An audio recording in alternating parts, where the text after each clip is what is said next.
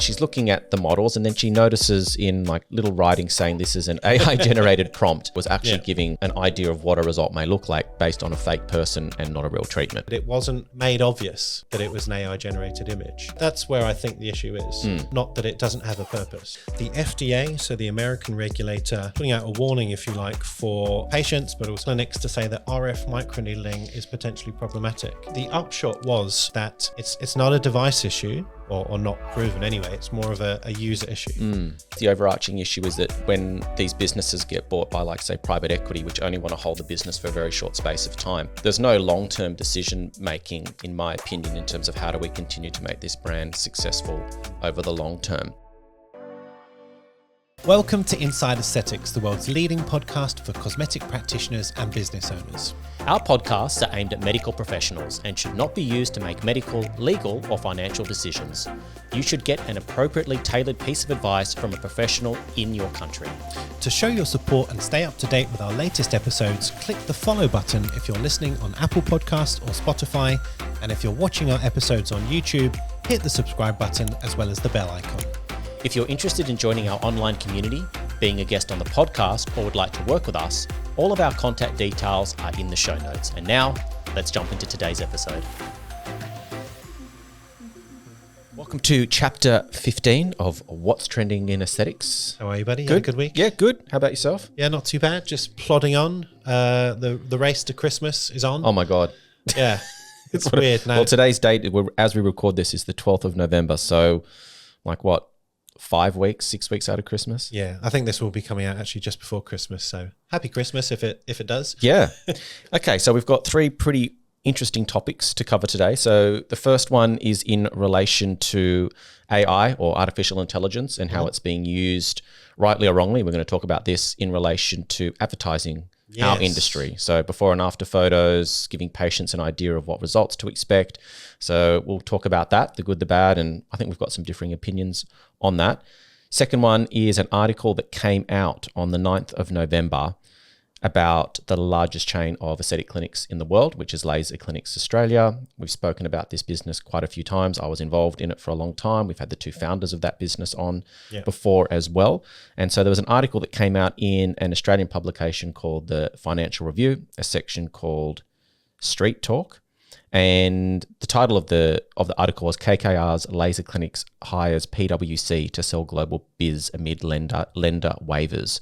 Right. So they've got some financial issues, and I guess what we're going to talk about is, well, what was involved in this article and potentially what does this mean for the business, and is this, I guess, the canary in the coal mine for chain clinics at large in terms of what their future looks like in this space. Yes. And then the third one was a story that you found in relation to the FDA and skin needling and some warnings and things that came out around. Yeah, particularly RF microneedling. Right, yeah, okay. So again, this hasn't really done the rounds here in Australia, but in America, lots of people, again, were kind of losing their minds, and obviously patients are worried about what they're reading, so we'll go into that as well. Yep, totally. Cool. So which one do you want to kick off with? Well, let's start with your order. So AI used for advertising in aesthetics and beauty. And what we might start off with is we're going to provide a link at the bottom here in the show notes so you can actually go and watch the Instagram story that came across my feed. But just to break it down in terms of what it was all about, it was someone who had picked up a magazine at an airport called the Beauty Authority. And she was sort of, browsing through this publication and came across an ad for an aesthetic treatment. And she's looking at the models and then she notices in like little writing saying this is an AI generated prompt. And not only was it, I guess, a model, but it was a model that had treatment, in inverted commas, done to it. So it was actually giving an idea of what a result may look like based on a fake person and not a real treatment. Yeah. And she was obviously quite outraged by this.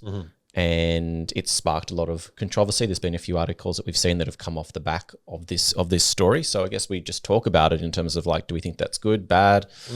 What are your thoughts? Well, I mean, I read that thing that you forwarded to me in our WhatsApp group as well. So I think a few other people watched it. I guess that it's about, for me, it's about context and being open with what are you showcasing? What, if the advert is sort of made obvious which it definitely wasn't. It was like in fine print, Yeah. sort of written sideways. But I guess, at least for us in Australia, we can't do before and afters now. This is a good example of where I think it might be useful.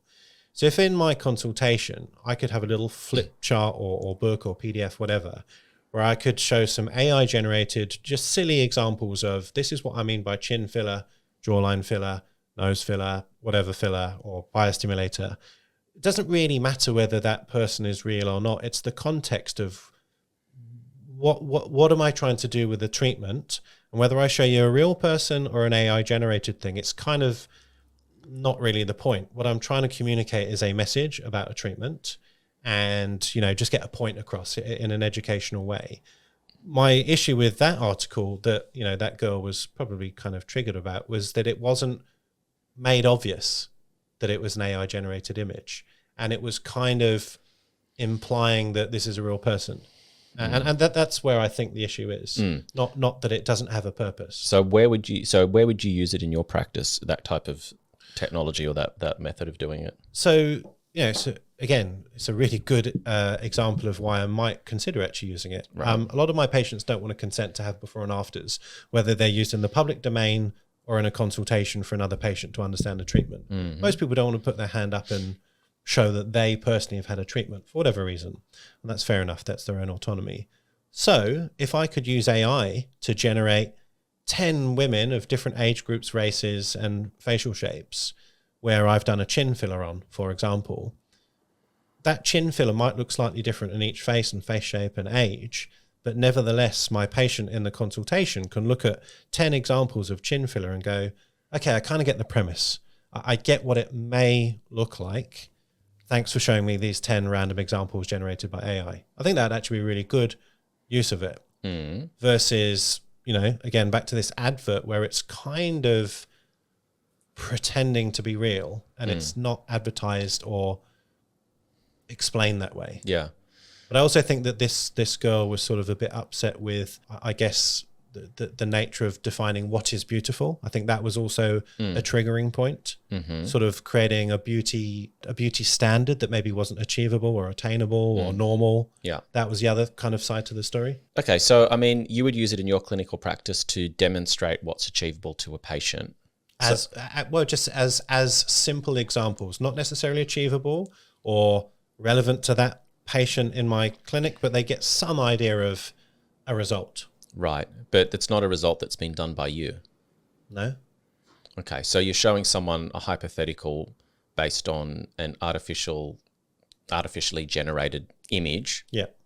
Like how is AI determining what that result will actually look like? And so how realistic is it? Plus, it's also not showcasing what you do.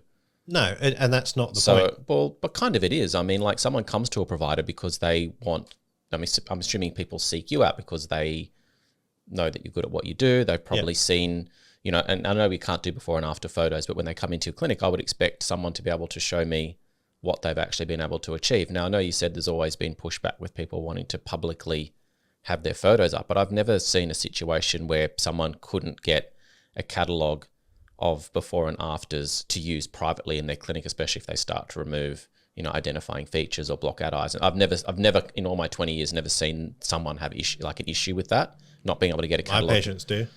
As in they don't want it. Of course, not everyone, but I mean, you can't get a catalogue of like enough before and afters just with the different treatments that you do with all the hundreds of patients that you see. Everyone says no, do they? Yeah, pretty much. That's the problem. That's the challenge for us injectors. You of course get the odd patients like, yeah, sure, no problem, I'll help you. Do privately in your clinic, even if you remove identifying features? Yeah, because they know that my clientele are probably their friends or people that they know. It's kind of probably, it's kind of not really the point. But I guess to what you're asking, it's not my work. True, that's fair. I remember when we had Dr. Shahidi on years ago, probably episode 3 or 2. Yeah. He was saying that he has some software in his clinic that he wasn't actually using because, again, maybe similar argument to what you just said, but he said that the simulation of the noses that he could show his patients maybe was unrealistic. And this is like 6-7 years ago. Maybe the technology's moved on. But I think what he was saying was it's sometimes useful to show someone a rough example of what they might expect without a bump on their nose, for example. Yeah. And so, back to my work, if I can show someone what does it mean to bring their chin forward because they've got a weak chin, a few millimeters Yeah. with filler? Sure, it might not be the exact, example of my work or the exact amount of filler or the placement of filler. And this will come back to how do you prompt the AI to create the images? Like, you've got to use it properly. It's not just writing in, show me examples of chin filler. It might be, show me varying examples of chin filler in different races, in different ages, and so on. Yeah. I mean, look, if it's used in the right context and it's explained to patients and everything's documented, so people aren't going to use that against you to say that you set an unrealistic expectation. Yeah. But I don't know if I fully believe what you said around not being able to get patients, because I remember before the restrictions came in, your Instagram was full of before and after photos. It was all like, you did heaps of them. So all of a sudden people have stopped. They won't let you use it in their clinic. Of course. Come on. I'm saying, even if it's 1% of people who say yes, I've got enough because I'm seeing 10 people a day. Of course, yeah. I will have enough to show. 9 out of 10 or more, 99 out of 100 are going, we're really not sure about that. You get the odd few who are more happy for me to use imagery in sort of educational events that are ring-fenced to doctors and nurses, like lectures. That seems to be a little bit more palatable for people. But yeah, I don't know. What do you guys think out there? I mean, I don't know if you can leave a comment below. And, is this something you're experiencing in your practice, that you just can't get patients to allow you to take photos for, internal demonstrations for other prospective patients? I'd be interested to know, like, how difficult is it for people out there these days? You must know. Maybe people just don't like you. I don't know. Yeah, maybe it's that. But no, joking aside, I think it's a very personal thing. I mean, even for myself, it's not that I would have a major problem showing my before and afters, but it's not something I would happily do. There's a slight sort of like, slightly private. Yeah. Maybe I would, I don't know. It's an interesting one. Yeah. Okay. So, I mean, let's assume that you set all the right expectations and you're very open about the fact this is just, to give you an idea. It's not going to guarantee this is a result you're going to get. Yeah. But as long as patients understand, and if it helps them get an idea, then sure. But I think, as we said, the context was it was trying to be passed off sort of surreptitiously as a real person. And I think that's a major issue. They kind of, they put it sideways, they put it in like a font that was a little more difficult to read. So it did feel to me like it was misleading with the way that it was done. Yeah. Sort of going on to the second point that I sort of flagged, that it was maybe setting an unrealistic beauty standard. I think that's what upset this person who did the story. Of course, more. I don't know. What was your take on it? Yeah, I think it was all those things. I think the fact that it was misleading. I think the fact they were using like an artificial image to tell other people what they should look like and base it on. Again, I don't even know how they would calculate this to be able to represent what a treatment outcome would look like. Like, what depth did the filler go in? Like, did they use a cannula? Like, how would you actually even determine? Yeah. What that, so I think the fact that it was just, the whole thing was artificial and underhanded. Yeah. I mean, going back to your point, if I had, I don't know, even 5 examples of my patients in a little booklet, I can show people, this is what chin filler is in my work. The same argument is, well, it's not their face. Yeah, of course, yeah. And so having the ability to have many examples, albeit AI generated, could be more useful than real images of a handful of faces. I don't know. Yeah, I don't know. I think yes, it just needs to be done in the right way. But I guess, where's this going to lead to in the future? I mean, if you've got a magazine called the Beauty Authority doing this kind of stuff, like passing things off as not real people, I mean, where's our industry going if we continue down this path? I think there's some ethical issues in terms of, what you're sort of trying to communicate to patients and doing it in a way that's not realistic. Here's a question, and I don't know legally how this is, but let's say I threw up one of those AI generated before and afters on my Instagram. I couldn't be critiqued because an S4 drug wasn't used. Yeah, but you're inferring that it was. I think. What if I don't say it? Yeah. Well. What if I just say, here's a before and after? What do you think? Well, do you like it or you don't like it? Why don't you test it out and see I think I will. Okay. No, I mean, joking aside, the thing with before and afters, I don't want to get into the sort of the boring weeds of legal stuff here in Australia, but you can use before and afters as long as the before and after is not showcasing a drug effectively. Yeah. So if I don't showcase a drug, I don't talk about a drug, I just show before and after, and I ask a question like, which photo do you prefer? Yeah. I'm not implying I did anything because I didn't do anything, but it gets the message across that something changed. Yeah. Like, spot the difference. Yeah. And patients can decide what they like and what they prefer. And if they prefer the after, cool, then come and have a consult and I'll tell you how we might achieve that. Yeah, well, maybe someone needs to test it out and see what Putting my hand up. If you get a letter, if you get a letter from the regulators, I'll do what the magazine did in tiny little letters. I'll be like, "This is AI generated, not with drugs." Fair enough. Yeah, it's actually a really valid use of it. It'll be a very good experiment. Yeah, and it might end up you getting a letter that you need to respond to. But hey, yeah. Now I'll be keen to know what our listeners think about this because it's. I don't really personally see it emotionally triggering, but clearly this person in the story did, and you're not fully comfortable. So, yeah, I mean, I just think more about the fact that it was misleading. Yeah, that I think was an issue. Yeah, but yeah, I mean, let's delve into it a bit further. So I can't remember the exact story, but there was one image of a woman in a bikini, I think. Yeah, she looks slim and attractive, whatever. Yeah. But again, that's someone's image of beauty, whereas someone bigger bodied might say, well, I'm beautiful. And someone really skinny would say, I'm beautiful. Yeah. So again, it's a tricky thing because when people come to us aesthetic practitioners, we've got to decide what's aesthetically beautiful or attractive or young or right or wrong. Yeah. So I think these kind of judgments are always going to be triggering. It doesn't matter whether it's AI generated or me deciding what is aesthetically pleasing. It's going to trigger someone. Well, we are living in the trigger era. Yeah. Everyone gets triggered by everything these days. But I guess also as well, even if you're using photos of real models, they're touched up, they're retouched, there's filters put on them. They sort of, make people look more perfect. Yeah. So that's already happening with images. Now it's been happening for a long time. Well, this goes back to our previous What's Trending episode. We discussed Kris Jenner's facelift. Yeah. And we, discussed, various sort of things that were trending around that and people losing their minds about how great she looked. It's sort of since come out that a lot of the imagery shown was filtered. Yes. And, she looks wonderful still, but she kind of looks more like what I would expect a 70-year-old to look like with a facelift. Yeah. She looks great, but the images put out maybe weren't real. Well, she looked like one of her children. Well, she looked filtered. Yeah. There was no wrinkles on her face at all. Yeah. And everyone's like, oh, she's had CO2 laser and blah, blah, blah. Maybe she did. But again, why do we need to do this stuff? Yeah. Why? Is it just to cause drama, get her into the tabloids? I don't know. I don't even know she had control over it. So who actually, you're saying other people have done those to those images? I don't know. Obviously, that's what I'm saying. I don't know. But my point is, if we're trying to showcase natural beauty, realistic results, just don't do it, please. Show normal humans. Yeah. Yeah. Well, then what's normal? But anyway, that's another. Well, the prompt would be show a normal looking 70-year-old with anatomical features, not with a filter applied. Yeah. I think you understand what I'm trying to say. Yeah. I mean, it's a difficult one because there's always going to be unscrupulous people that will use these kinds of tools, and it's so easy now. I mean, all these tools are like, you don't even need to be skilled. You can just run it through AI and it'll do it for you. So yeah. Just one more thing and then we can move on. That you must have seen images of, say, Angelina Jolie, and then they make her chin much weaker. Yeah. And they go, here's the importance of, having a strong chin, for example.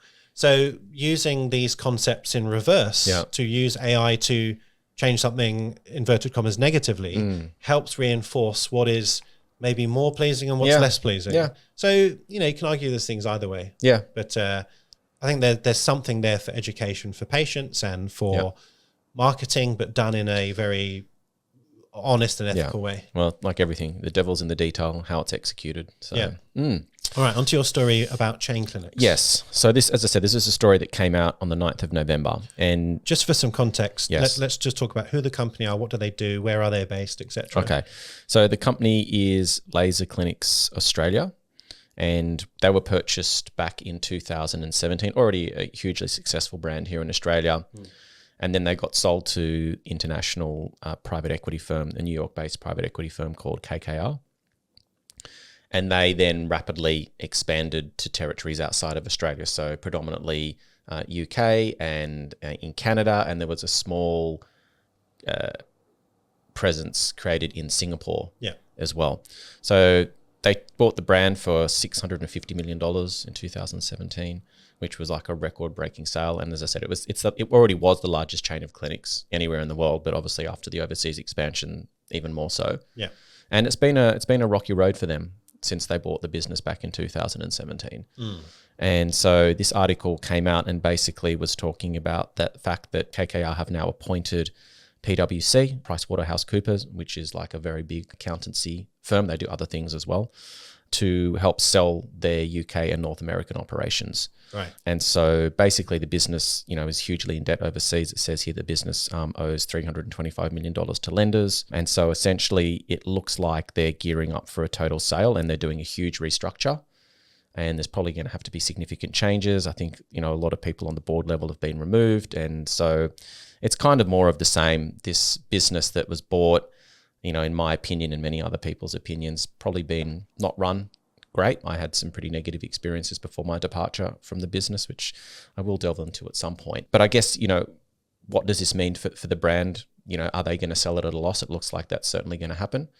And is this kind of like an indication that chain clinics at large are facing difficult times? And I kind of have alluded to this and predicted that this was going to be the case at some point, that the chain clinics, as they've been bought up by these large firms that have got different motivations from the founders of these businesses, and as this industry at the same time has been rapidly maturing and becoming more competitive, and the regulations, particularly here in Australia, like laser clinics was built predominantly on being able to aggressively market to the masses, put themselves in high traffic retail locations, aggressively market not only online but through their shop fronts and so on, and decent pricing and price, and not only on like being able to package things up in ways and make them feel like things are constantly on sale, and commoditizing it to a certain extent. They relied heavily on big marketing budgets to bring in new patients, because their retention rate wasn't as high as a more boutique clinic, which is kind of standard for churn and burn kind of. Yeah, exactly. So they've now had that cut. They're not able to advertise like that anymore. So their ability to sort of, outspend people and outmarket them has been basically cut off here in Australia. Yeah. And so I think this signifies, well, what does the future look like for chain clinics, and what does, is this going to be like a lesson? So do you have any insight or speculation as to why the North American and UK ones haven't done as well? Because those things that you just mentioned aren't applicable to those. I think different markets, obviously. I mean, when KKR bought into Australia, LCA was already a hugely successful business. It already had, huge notoriety. Everyone knew who the brand was. They were first to market. They grew quickly. They had great people involved. The founders were, passionate. They understood the space. They had relationships with all their franchise partners. And so they kind of bought something that was already successful. And so I think that they thought they could just roll this out overseas and it would just be more of the same. But obviously every country's got its different quirks. People think about these treatments differently. There's obviously other competitors and players in the market. And I think that, things haven't gone well for them. Like in my opinion, they haven't executed well here in Australia. In fact, quite the opposite. And so if you can, in inverted commas, destroy something that was already successful here, then what chance have you got of making it successful in another country where you have no runs on the board? Interesting. Yeah. Hey guys, to remind you about an existing IA offer that we're doing for clinics that care about quality, consistency and compliance, we've partnered with Clinical Imaging Australia. They offer a complete clinical photography system designed specifically for medical aesthetic practices, and they ensure high quality, consistent before and after images. As Jake and I have spoken about many times on the podcast before, iPhones and iPads simply can't do this. They distort lighting, angles, and proportions. Proper clinical photography gives you true-to-life images, better medico-legal protection, consistent documentation, stronger patient communication, and a more professional brand presence. And when you think about how much you invest in building your clinic, training, devices, products and marketing, it makes sense to protect that investment with imaging that truly reflects your work accurately. Our IA community gets 10% off any package by simply using the code IA10. To access all of our IA offers, click the link in our show notes. So what do you think the fundamental issue, if you were CEO, if you were wheeled in tomorrow, not that that would ever happen, but what would you fundamentally do? And we're kind of, let's focus on injectables here rather than every service. Yeah, I mean, I think that, I guess the overarching issue is that when these businesses get bought by, like, say, private equity, which only want to hold the business for a very short space of time, there's no long-term decision making, in my opinion, in terms of how do we continue to make this brand successful over the long term, because they want to get in and get out and get their money. So I think initially just having someone that's got a long-term vision for the business And there needs to be changes made, like brands need to evolve and change as the market, because as our market has gone through the huge growth phase and now sort of maturing and things are sort of leveling off, and patients are getting more sophisticated, injectors know what they want more out of their careers. You need to evolve your brand as the market is moving. And I don't feel like that, it's not just LCA. I think like most of the chain clinics are guilty of not actually moving with the space. Yeah. Patients want more value for their money. Injectors want to be able to progress their careers beyond just doing the basics. Once you're the market leader, do you continue to focus on price and convenience as being the only drivers that come into your business, or do you recognize, hey, we've captured the audience, we're known as the biggest and the most convenient, and we've got great prices? Do we now start to slowly remove our model into more of a value proposition where maybe we're not the cheapest, because there are going to be all these copycat models that have come on that have much lower running costs. Mm-hmm. You can't continue to fight that forever. There needs to be like more of a long-term play towards how do we become better value for money. We need to like invest in our people. We probably need to put a strategy together to hold on to, say, for example, our best injectors. So they're not leaving, they're not going and doing their own businesses. We need to keep these great people in our businesses, because as the market's maturing, the expectations of patients have gotten more. Definitely, yeah. And so how can you continue to be a market leader when you don't have like the best people working in your business? All of your talents sort of vanish because you haven't provided a long-term career for them. But all this kind of stuff takes time. Like it's like moving the Titanic. You can only move it a few degrees. You can't do a 180 or a 90 degree move quickly. You've got to think about this over many years and put a plan together. But because there's been no appetite for a long-term hold on the business, they don't want to spend that money or go to that effort. I think that's kind of where they've been caught, is that they haven't fundamentally understood the industry. They haven't really been interested in it because they're just worrying about getting their money back in a short period of time. So it's been running these businesses on the red line, continuing to run sales, keep prices low, find profit within the business and sort of almost like strip mine it basically for a sale. And so you eventually get these situations where, there was a big franchise dispute here in Australia that I was involved in a number of years ago. There was quite a lot of negative publicity around the brand at that time, which I think made it difficult for them to continue to be successful in the space. And this is not to put a knock on anyone that works for those companies or any injectors that are still there. This is just like a high level strategy, I think, that sort of went the wrong direction. Yep. And there are still great people that work within these organizations. But if you look at it over the whole, I think they have lost their way. They've lost touch with where the industry's going, and haven't sort of modernized their brand or what they're offering, what their proposition is to patients. I mean, what do you think from an outsider's perspective? You used to work for me in my clinic, and you saw. Yeah, literally, I've got nothing to add. I mean, do you disagree with anything I said? No, not at all. You and I worked together. You were effectively my boss, but we spoke about the company and not just the company, but the model of other chains. Yeah. And is this going to be sustainable in 5-10 years time? And I think we all agreed, no, it's too cheap. Yeah. It's not valuing quality over quantity. Yeah. And that becomes difficult for more experienced injectors to sort of feel like they're progressing, just as you said.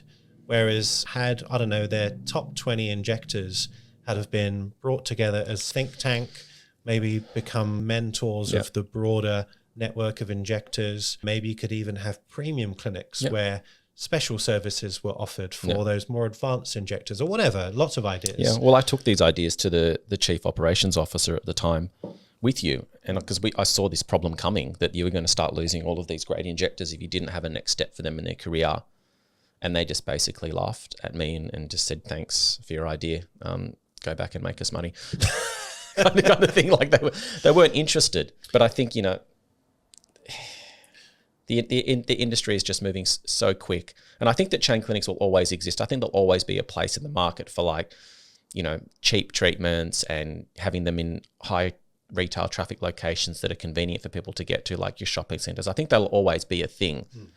But in terms of being the dominant force within the industry, I don't think that's where they're going to belong in the future. Yeah, and same goes for the pharma companies. There's so much more competition now that I don't think there will be a dominant force, whoever that is or was. It's just going to be more choice.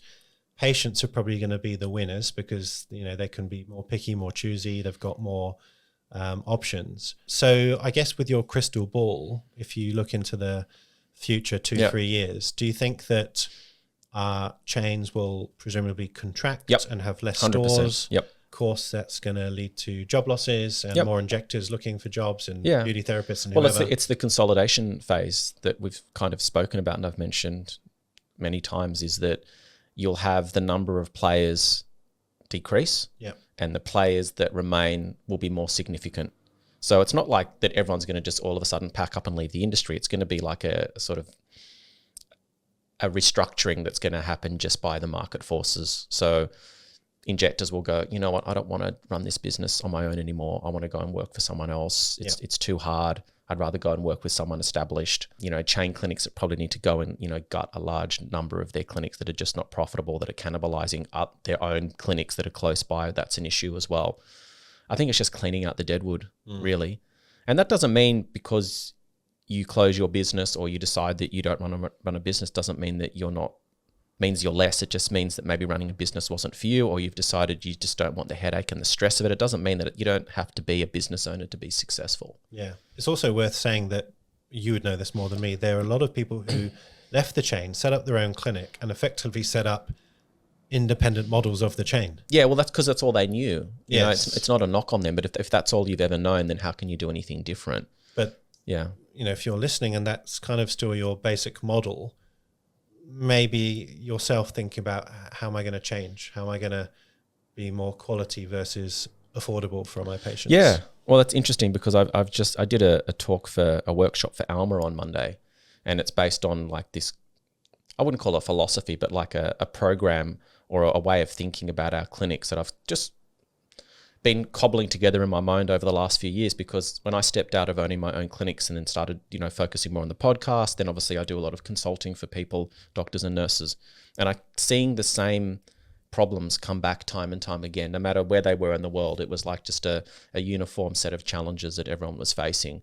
And I kind of put together this what I call like a 5-stage patient journey, because if you go through like what happens from the time a patient comes into contact with your brand to the time they're at home, post-treatment with their aftercare notes, going through every step of that process and actually working out how you make it better will take care of all the issues that I'm seeing that people are having in their business. Like, how do I attract more patients? How do I hold on to them? How do I get them to spend more money? How do I get them to trust me more? How do I end up with a book of patients I actually want to see and spend time with every day? You know, how do I advertise? How do I market? How do I set up my clinic? All these things are based on what's that journey look like. And then more importantly, who is it that I'm trying to get into my business? Like, what type of patient? Who's my patient avatar that I'm trying to create this business for? Yeah. And many people haven't thought about that. They've just kind of opened their doors and been, you know, just marketing to everyone. Yeah. And it's not really sustainable. It makes it difficult. And then you're just kind of trying to put band-aids on things and put out fires and wanting a quick solution to a problem, when you actually need to just go back and think, okay, who's my patient? Okay, how do they find me? Once they find me, how do we communicate? Once they come in, what does my clinic look like? It's just it's a sort of very methodical thought process that you need to go through. And I think if people start thinking about their businesses like that, then you kind of feel like you're running your business rather than it's running you, and you actually have a strategy that's coherent and it's based on, you know, a process that you've been through, and really thinking about what type of patients you want and how you want to run your business. Good advice. Yeah. But yeah, it's interesting. So, I mean, bottom line is that I think, they're obviously in trouble. I think they're going to sell the business for less than what they paid for it, which is never great. I think we will see a contraction of the chain clinic model. Here's a question. Yes. Who would buy that business? I don't know. Someone that thinks that they can fix it.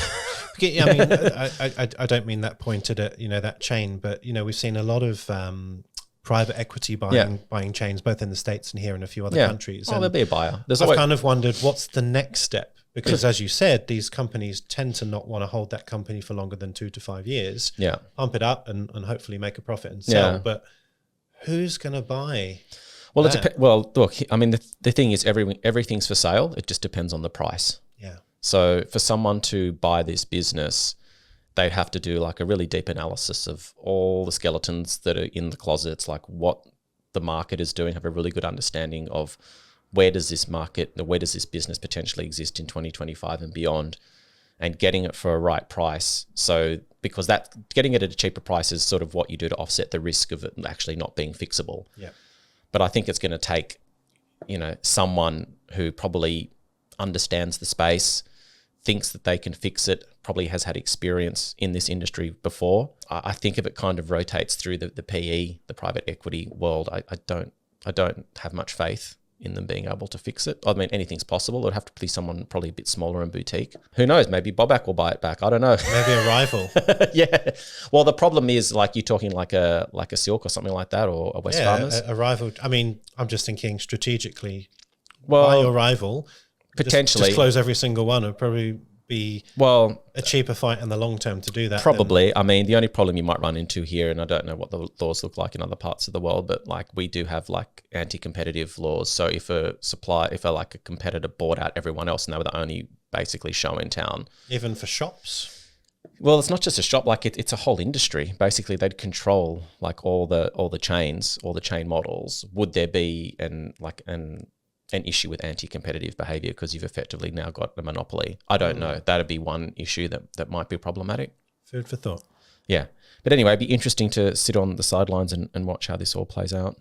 Cool. Yeah. Now, our third topic of the day was the FDA, so the American regulator, sort of putting out a warning, if you like, for patients, but also, I guess, clinics to say that RF microneedling is potentially problematic. Right. Now, first of all, you'd probably know more than me. What is RF microneedling for the people who don't know out there? Well, I mean, it's basically it's a radio frequency microneedling treatment. So you put a handpiece on the face, it delivers a radio frequency pulse of energy through little sort of needles that sort of go into the skin. You can obviously adjust the power and the depth and things like that. Yeah. And through that energy, it causes collagen stimulation. It can help with pore size. It basically does what a microneedling pen can do, but I guess supercharged. Yeah, essentially. Because it's using energy as well as trauma. Yeah.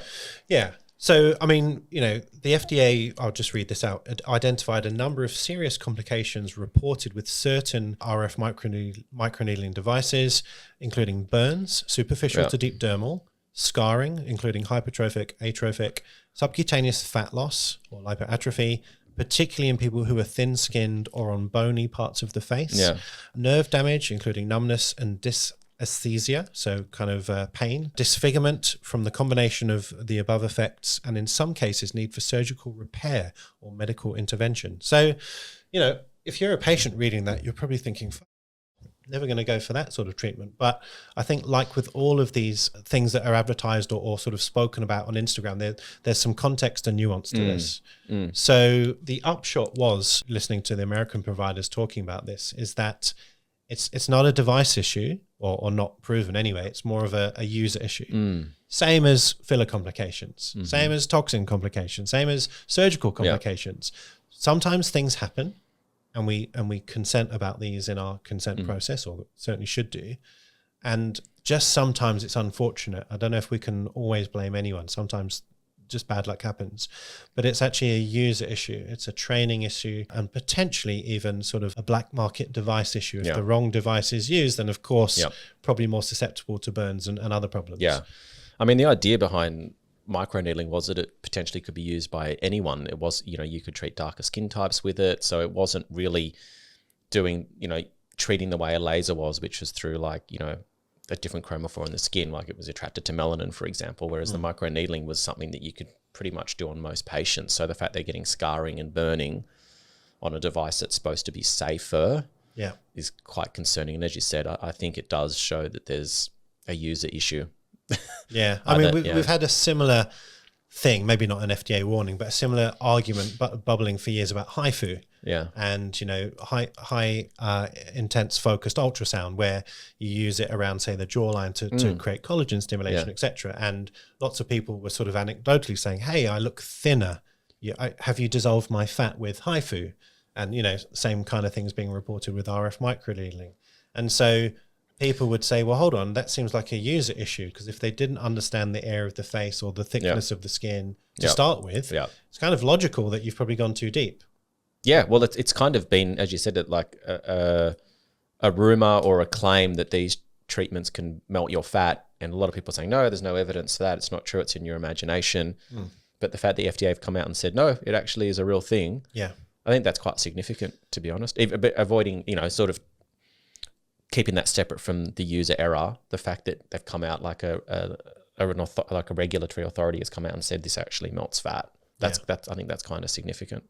And also, many of the devices, I won't use brand names, but they are marketed to dissolve fat or burn fat, whatever the mechanism is. Because, if you've got submental fullness and you want less of that, you can deliberately use these devices to try and achieve that if you don't want surgery. Yeah. So it's not bad or good. It's just the context. Well, and knowing if you don't want to melt fat in an area, then are they an appropriate candidate? Have you got the right settings? Right. Yeah. So, I mean... So what did they say, basically? Really it boils down to, and this, again, I'll just read a list. This is for patients. Be aware of the risks. Yeah. Discuss the risks and benefits with your provider. Confirm that the provider is trained on the device. Ask which device will be used, how many passes, what's the needle depth, etc. Seek medical advice if you notice any unusual symptoms or complications, and avoid using RF microneedling at home or outside what appears to be a reputable clinic. Yeah, well, common sense stuff, yeah. So it seems like common sense, but we know that patients are often looking for the group-on scoop arm, my friend does it at home. These kind of scenarios aren't uncommon, and I'm not saying that those are the only times where complications happen, but as a patient, whether you're seeking injectables, surgery, or a device, you do have to do a little bit of homework. Sure. A little bit of common sense to do some homework and ask some questions. Yeah, and particularly around what's the experience like of the provider? What qualifications do they hold? How many treatments have they done? Because I think sometimes the danger is because we see these as relatively safe devices or safe treatments, maybe they're not given the respect that they deserve, and we kind of don't, do all the training that we should do, or we don't assess the patient properly. Yeah. So I think that because it's so safe, that sometimes it's like, they say that a blunt knife is more dangerous than a sharp one. I mean, I'm interested to get your thoughts because you've ran so many clinics with so many therapists. I mean, in many countries, all of these things, whether it's laser, injectables, RF microneedling, or anything like that, are all doctor-led. So in many countries, there's no such thing as a dermal therapist or a beauty therapist or a non-medic doing this stuff. Here in Australia, it's very normal. Yep. I don't know how that became normal, but in many countries, they would see that as very strange. Yeah. Because in their mind, a practitioner is more trained, or that's what they think. And so one of the bits of advice from the FDA was this should be a healthcare practitioner-led service or treatment. Now, I don't know whether that means the healthcare practitioner trains the staff and then they do it, or they actually physically have to do it. But what are your thoughts? Well, look, I mean, I've come across some really great dermal therapists in my time. I've had some really bad ones or really average ones. Well, dermal therapists, I think, are highly trained and they go through a university course, and it's a little bit different. But I'm talking about, your therapists at, say, one of your chain clinics. Yeah, again, it was a mixed bag. We did have some super qualified people with like dermal science degrees. Definitely, I think in terms of what the qualification that person has is and how that relates to the treatments that they're doing in the clinic is very important, because they might have a dermal therapy degree, but how much training do they do in that course on this particular treatment or understanding skin anatomy to that kind of level? Because there's different levels of beauty therapy. You've got people that are doing soft treatments like, pedicures and manicures and spray tans and facials and all those kinds of things. And you've got your sort of more medical grade type of treatments where you're doing, laser, RF microneedling, regular microneedling. You might be doing some more aggressive types of peels.